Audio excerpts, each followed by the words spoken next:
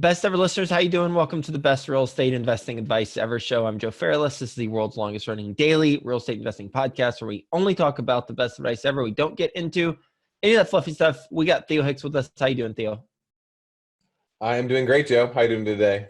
I'm doing well and looking forward to this. So follow along Friday. Today is going to be a recap of just three of the lessons I took away from last week's conversations with interview guests. These interviews will be aired on a future date, probably in about 3 or so months. So here's a sneak peek of some things that you'll be learning about. So first lesson, this comes from Logan Freeman. He's a real estate investor developer. He's an agent. He completed over 120 transactions in less than 1 year. And that's what, based in Kansas City, Missouri, that's what I wanted to hone in on, because that was a whole lot of transactions in a short amount of time. And he partnered up with someone who had more experience, and that person showed him the ropes. But one thing that Logan told me during the interview is they looked at 650 homes during that year and made offers on about 450 of them. And clearly, when you're making offers on 450 homes in that period of time, or really in life, but in this case, it was over 12 months, there's got to be some efficiencies and some tips that he could share that would help us during the process if we're making offers on homes, because they're doing it at a higher volume. So what did they learn, and what did he learn in particular? One thing that he mentioned a lot of things, very helpful things, but one thing in particular he said is he would always call the listing agent. He found that when he called the listing agent prior to submitting the offer and built rapport with that listing agent, he would get those homes more often than the ones that where he was not calling the listing agent. It'd be a similar offer, but the only variable was the phone call. And he said what he realized is that the listing agents have a lot more pull than what we give them credit for, or it would be the listing agent. They have a lot more pull than what we give them credit for.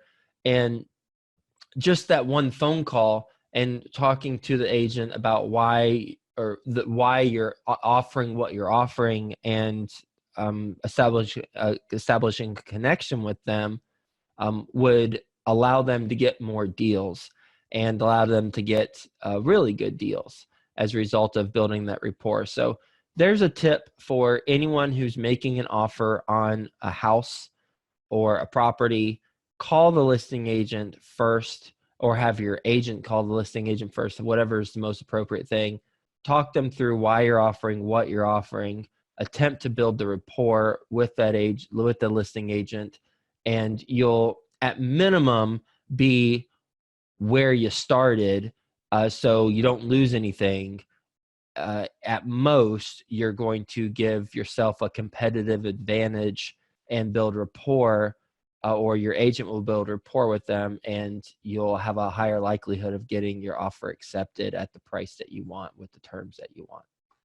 Yeah, I would imagine that this would be this kind of strategy would obviously work for any type of deal you're buying, but I'm sure Ed Logan might be looking at a residential single family home, just because, as you mentioned, the listing agent does have some sway over the seller, just because they're supposed to be, the expert, whereas the person selling it might just be their personal residence, and they don't know anything about what the value should be, what they should ask for from the buyer, things like that. So yeah, if you call them up, not only will you build rapport, not only will you might be able to get additional information about why they are listing it for that price, but you might also, by explaining your offer to the listing agent, they might be able to present that to the buyer, and it might actually be the buyer who's not necessarily changing their mind, but Mm-hmm. wanting to go with you over someone else. Like, I don't know specifically why, but in my mind, that's kind of what I'm thinking makes sense.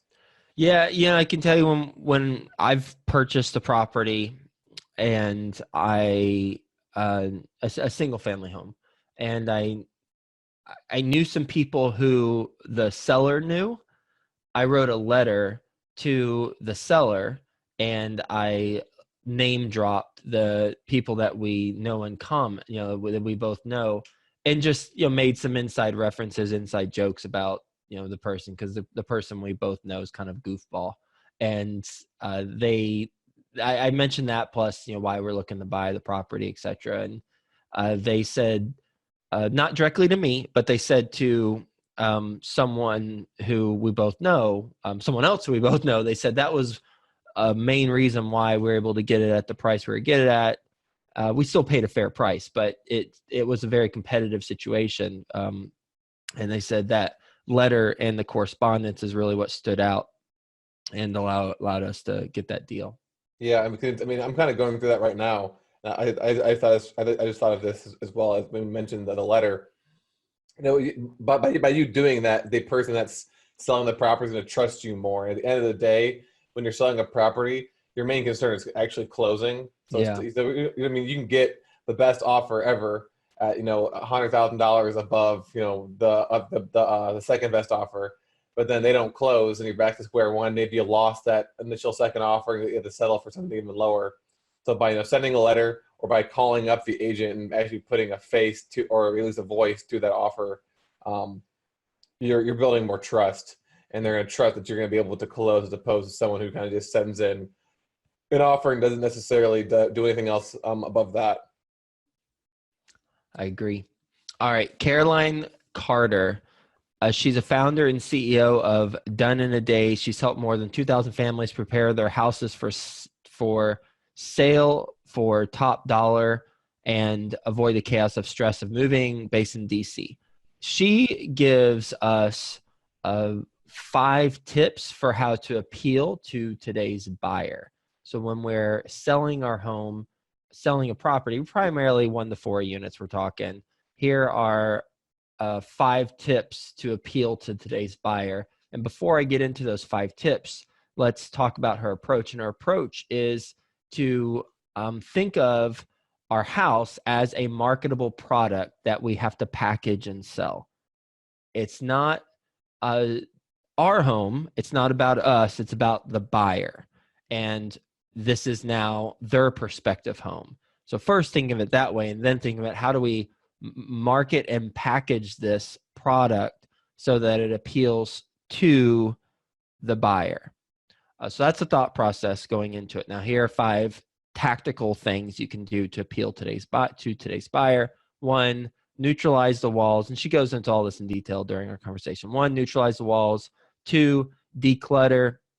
And making mindful decisions about what you own and what you don't want to own anymore, what you want to give away. Because when you do it when you're selling your property, then it's much easier because you have less stuff whenever you're moving into the new property. 3 is make fast, easy, and inexpensive updates. She gives some specific examples. Upgrade hardware on cabinets. She said you can resurface appliances. There's a sheet metal cut you can put on appliances to make it look, the stainless steel, so you can simply refinish appliances. 3, have white stuff all over, like white bedding, white towels, make the room look nice and clean and airy. 4, you want to make sure that you guide the buyer's visual tour. So as you're going through the home prior to listing it, make sure you know what is the likely path they're going to go through your house, and be intentional about what you're putting there. So for example, not having pictures of your family, and instead having things that really highlight the features of the home. I know that tip isn't as specific. She gets some more details during the conversation, and it's not my personal strength, having that fine touch. So hire someone who does have that fine touch, or find someone who does have that fine touch. So that's 1, 2, 3, 4. 1, 2, 3. That's 5, right? Neutralize the walls, declutter, fast, easy, quick expenses. Number 3, white bedding. 4, and guide the buyer's visual tour. 5, and just a bonus thing, in the backyard, make sure that the exterior you look as closely to the exterior as you look at the interior, because the exterior is going to be the first impression, especially in the backyard too. make sure you've got nice colorful flowers, things like that. So those are 5 tips plus a bonus tip for appealing to today's buyer. I liked her stuff so much, I bought her book. If you search in Amazon, you'll find her book, Caroline, Carolinem Carter. And then her website's carolinecarter.com. So I don't have her book title in front of me. It's downstairs, but because it already arrived. But that's she gives some really good tips if you're looking to sell a home. Yeah, when you said neutralize the walls, it reminds me, whenever I go home for, a weekend or whatever, HGTV is always on at my parents' house. It's something that, and I understand that those shows aren't real, but they're kind of real in a sense. And one of the consistent themes you'll see when they walk into a new house, they'll see, really ugly colored walls. And like that will be something that goes with their decision of not buying the property, even though it's a fix, but it's like they see it and they're instantly turned out from the house itself. So that's I believe that one right there for sure is very true. Yeah, it's neutral color for all of your walls. No pink, purple, crazy blues, crazy greens, things like that.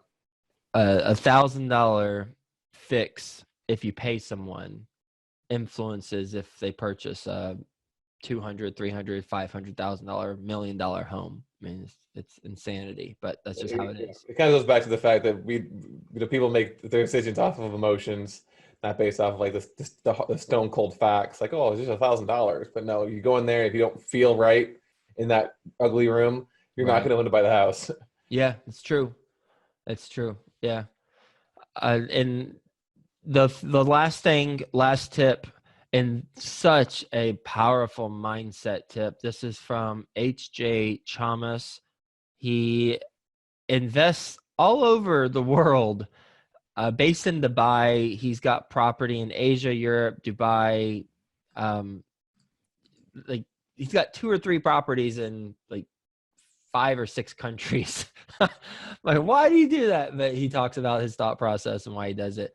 He said I asked him about a bad deal that he's done or a deal that hasn't gone right. And here's what he said. This is what's so powerful. He says, I've had no bad deals, period, but I've lost money through bad habits and practices. I mean, just powerful. Because any deal can be a good deal if approached the right way, if purchased the right way, if having the right terms, if executed properly, if getting the right financing in place, if having the right team. It's not about the deal itself. The deal is, the property is the property. It's how do you approach that properties? How do you approach that transaction? And I love this thought process because it's really taking ownership of what we do. It's not the deal that went wrong. It's us that went wrong. And so he said, I've had no bad deals, but I've lost money through bad practice or bad habits and practices. I've had no bad deals, but I've lost money through bad habits and practices. So really, I love it because it puts the ownership on us and on us to get better. And Jim Rohn talks about don't wish it were easier, wish you were better. And that's in line with this. So really focusing on our habits and practices that put us in a position to be successful or unsuccessful based on what those habits and practices are. Because my worst deal could be someone's best ever deal because they approached it much better with better practices and habits than I approached it, and vice versa. Yeah, I mean, I 100% agree with this concept. I mean, I haven't talked about it yet, and I won't go into a lot of detail. I still haven't closed on my properties yet, but it's kind of the same thing. Whenever I made the decision to sell them, I was thinking of, I didn't necessarily lose money, but I didn't make as much money as I wanted to. And it's like, oh, well, whose fault is that? Is it the person I bought it from who misled me on certain things? Is it my management company's fault? Is it my real estate agent's fault? Blame other people. Whereas in reality, even if you can say that, oh, well, the property management company made mistakes, well, it's my fault for allowing that to happen, or it's my fault for being misled, or it's my fault for whatever other excuse I make. So you can really apply this to anything, even if someone did something wrong, like to you, there's still always a way to figure out what you did incorrectly, what you missed, what you didn't see, what you failed to do, in order, because at the end of the day, you can't really control what your management company is going to do. You can just control who you pick and how you manage them. Mm-hmm. And even if they are the worst private management company in the world, was your fault for not changing them faster. Yep. I'm not saying that's the case on my deal. I'm just using that as an example. So Yep. I love it. It's when we take ownership over things, then we'll be more successful financially, certainly, because we're not concerned about other variables we can't control. We're just concerned about ourselves and improving ourselves incrementally every day. I love it. yeah. There's a book. I haven't read it yet, but I've listened to the author's podcasts, and I've heard him on other podcasts. I'm sure you've heard of this guy before. His name's Jocko Willink. He's Oh, like yeah. The Navy SEAL. SEAL. Yeah. Book's called Extreme Ownership. Dude gets up at like 4 o'clock in the morning and just gets after it in the gym. Mm. So that's kind of his entire philosophy as well. Is just take ownership for everything. It's all on you. It's on no one else. Yep. Cool. Good stuff. So yeah, so those are some solid lessons. Last Next week, by the way, we closed on 2 deals. there you go. Yeah, we'll celebrate that. But more importantly, we'll celebrate that we have a lot of returning investors in those 2 deals, and they have, they've seen the results that we've generated, and we're continuing to get word of mouth referrals from those investors, which is the highest compliment we could get. So we're grateful for everyone listening who is in those deals, grateful to be partnering up with you on them, and looking forward to some successful projects together. Absolutely. And you guys, your first deal in Florida as well. Yep. You guys followed me down here. Yep. All right. So moving on to the trivia question. So this is the month of the wacky real estate laws. So this is the last week of that. I'm not sure what we'll do next month, but it'll be some other category. So last week's question was, what northeastern state has a law that states you aren't allowed to build a fence that is taller than 6 feet? And Joe used his deductive reasoning and picked Rhode Island, and he was correct. So in Rhode Island, you're not allowed to have a fence taller than 6 feet. I think the other state that has a law for how high fences can go is, I think it was California, and they can't be over 10 feet. So this week's question, again, this is the last wacky real estate law trivia question. So what Western state, so again, I got to be more geographically specific. I can't just do all 50 states. So what Western-ish state has a law that has a restriction on keeping upholstered chairs, couches, and mattresses in the yard or front porch? So in other words, furniture that is not manufactured for outdoor use. And I'm going to give you an extra hint. The reason is because in this particular city, a lot of people are known. It's a party city, and a lot of people were burning their furniture and mattresses and stuff on their front yards. They implemented this law in order to minimize that. So are you looking for a city or a state? It's gonna be a state. Okay, but it's only about a particular city? Yeah, within that state, yeah. Okay, so in the whole city, you can't have indoor furniture on your porch because of in the whole state, you can't have that because of a particular city within the state. Yeah, got it. Well, West Virginia. I know this isn't West, but West Virginia, Morgantown, they burn couches all the time whenever good things happen. But you said it was in West. I don't know. I'm just Utah. I don't know why. No deductive reasoning there. Just random guess. Alrighty. Well, everyone else put their random guess either in the YouTube comments, or you can email info@Fairless. First person to get the correct state will get a free copy of our first book. And then lastly, we're changing up how we conclude these episodes. Rather than doing the review of the week, we are going to do the free apartment syndication resource of the week.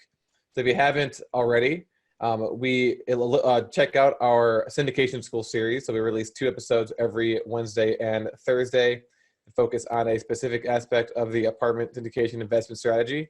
And for most of these episodes, we give away some sort of free resource, a document, a spreadsheet, a template, and all of that can be found at syndicationschool.com. We're going to start mentioning each week a free resource that is available on there, and then we're going to put that free resource in the show notes of this episode. This week's free document is going to be our Master the Lingo document. So this was all the way back in series number 2, where we discussed the 2 requirements before you're ready to become a syndicator, and one of those was education. And so if you bought our syndication book, obviously that's this free Master the Lingo document is not as detailed as that because it's not 450 pages long, but this is going to be not only a glossary that defines all of the important terminology and concepts and return factors for syndication, but we also go through a lot of examples. There's also data tables, graphs so you can visually see what these are. So that's the Master the Lingo document, and you can download that by just clicking the link in the show notes, or you can go back and listen to the episodes 1499 and 1500 where we went over the Master the Lingo document. Wonderful. What a gift. And best ever listeners, enjoyed our conversation, and I hope you got a lot of value from it, and we will talk to you tomorrow.